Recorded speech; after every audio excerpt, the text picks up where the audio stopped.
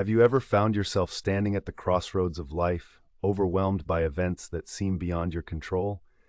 Maybe it was the loss of a job, a relationship that ended abruptly, or a chance slipped through your fingers. At these moments, it feels like the universe conspires against you, pushing you into a corner. But what if I told you that there was a way to not only accept these moments, but to embrace them fully, and even love them? This isn't a fanciful notion. It's rooted in an ancient philosophy known as amor fati, a concept that invites you to love your fate, no matter what it brings. This idea may sound radical, especially when life deals harsh blows, but it's central to Stoic thought and offers a transformative way to approach life's challenges. Today we'll explore this profound yet practical philosophy through the lens of both Marcus Aurelius, the Stoic philosopher-emperor, and Friedrich Nietzsche, the existential thinker who echoed its importance centuries later. Picture Rome in the 2nd century, a city bustling with might and splendor, yet shadowed by plague and uncertainty. Marcus Aurelius, the philosopher-emperor, found himself leading his empire amidst one of the most devastating pandemics of the ancient world. The Antonine Plague, which ravaged the Roman Empire, is believed to have claimed the lives of millions, including members of Marcus's own family. Imagine the personal anguish of losing multiple children to an invisible foe. Yet in the face of such heart-wrenching loss, Marcus Aurelius exhibited a profound sense of composure and resilience. Instead of succumbing to despair, he turned to the tenets of Stoicism, seeking to find meaning in suffering. In his work, Meditations, written as personal reflections rather than public proclamations, Marcus often reminded himself to accept the world as it is. To him, everything that happened was not merely an occurrence, but a necessary part of the greater whole. It's a vivid testament to his character and wisdom to imagine him writing by candlelight, perhaps wiping away tears, as he reaffirmed his commitment to live according to nature's dictates and to love whatever fate dealt him. Through his suffering, Marcus Aurelius showed that accepting and loving one's fate was not passive resignation, but an active engagement with life. Amor fati, translated from Latin as love of fate, is deceptively simple in concept, yet deeply profound in practice. It asks you to appreciate every aspect of life, including its challenges and setbacks, as integral to your personal journey. Consider how this philosophy serves not just as a mental exercise, but as a way to transform your perspective. At its core, amor fati is about aligning yourself with the natural order of the universe. Imagine life as a puzzle, each experience a unique piece that fits perfectly into the grand picture of who you are becoming. The ancient Stoics believed that everything that happens for a reason, and each event is a necessary part of your development. Unlike the notion of fatalism, which implies a passive acceptance of destiny, amor fati encourages an active embrace. Think of it like a dance with life, where you learn to follow the rhythm rather than resist it.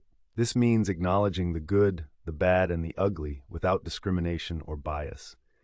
Nietzsche echoed this sentiment when he suggested that to truly love one's fate is to have lived as you were supposed to, accepting without reservations or bitterness. Let's take this philosophical idea and apply it to modern challenges. Imagine you've just been laid off from a job you've held for years. The initial shock can feel paralyzing, and the future seems uncertain. But from a Stoic perspective, losing that job isn't merely an end. Instead, it's a doorway to undiscovered opportunities, a chance to explore new paths that you might not have considered while secure in the old routine. By embracing this change as a necessary part of your life's journey, you can find empowerment even in adversity. Similarly, in relationships, the dissolution of a partnership can be devastating. Yet amor fati suggests you see this heartbreak not as a personal failure, but as a natural progression in your life's narrative. Each experience, joyous or painful, contributes to the richness of your life's tapestry.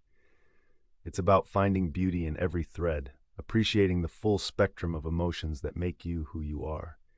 So how do we bring these ancient ideas into our morning routines, especially in a world that feels increasingly unpredictable?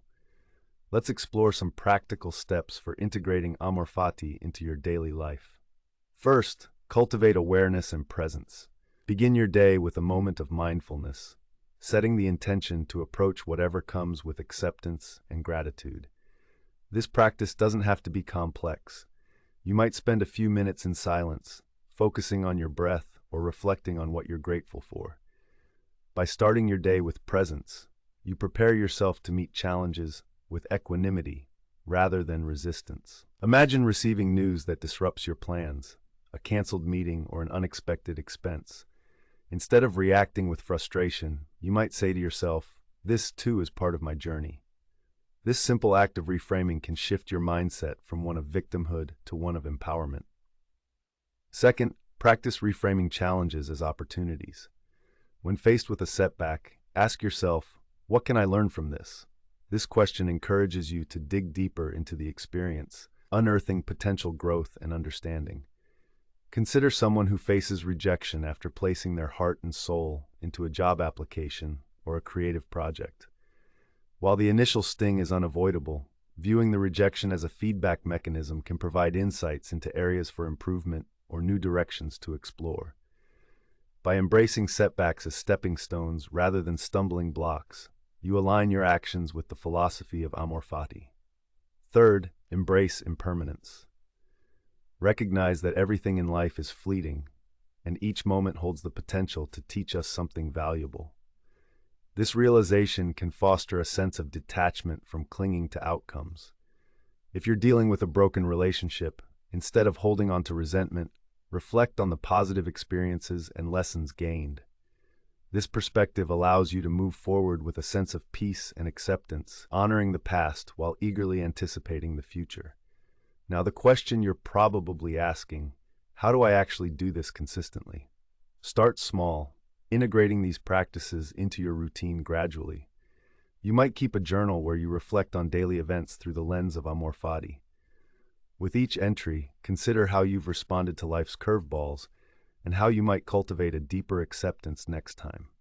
Over time, these small shifts in perspective accumulate, leading to a more profound transformation in how you engage with the world.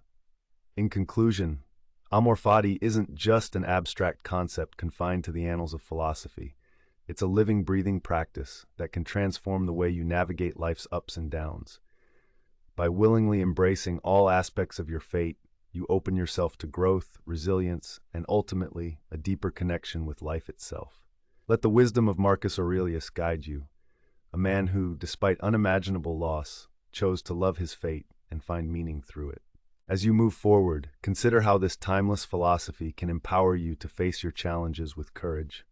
Perhaps the next time you're at a crossroads, you'll see not just obstacles, but opportunities to love your fate and live fully within its embrace.